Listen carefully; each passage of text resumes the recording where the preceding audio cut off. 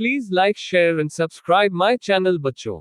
आज की कहानी छिपा हुआ धन, द हिडन ट्रेजर इन हिंदी। चलिए शुरू करते हैं। एक गांव में एक किसान रहता था।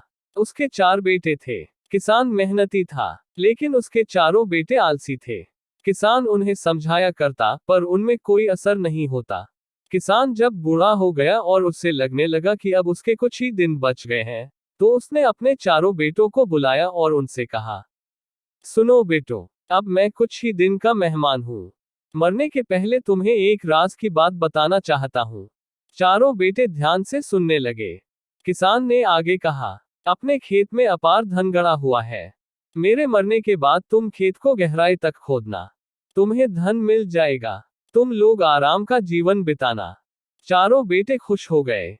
उन्हें लगा कि अब उन्हें सारी जिंदगी काम नहीं करना पड़ेगा। कुछ दिनों बाद किसान की मृत्यु हो गई। उसका अंतिम संस्कार करने के बाद चारों बेटे खेत में जाकर खुदाई करने लगे। कई दिनों तक खेत खोदने के बाद भी उन्हें कुछ नहीं मिला। उन्हें अपने पिता पर बहुत गुस्सा आया, लेकिन उन्होंने सोचा कि जब खेत खुद ही गया है, तो यहाँ धान बो देते हैं। उन्होंने खेत में धान बो दिया। कुछ माह बाद खेत धान से लहलहा उठा। धान बेचकर उन्होंने अच्छा खासा धन कमा लिया।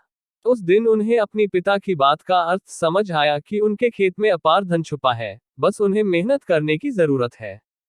उन्होंने उस दिन से जी तोड़ मेहनत करने का संकल्प ले लिया। इस कहानी में क्या सीख मिलती है बच्चों? इस कहानी से सीख मिलती है कि मेहनत का कोई विकल्प नहीं। आलस छोड़ो, मेहनत करो।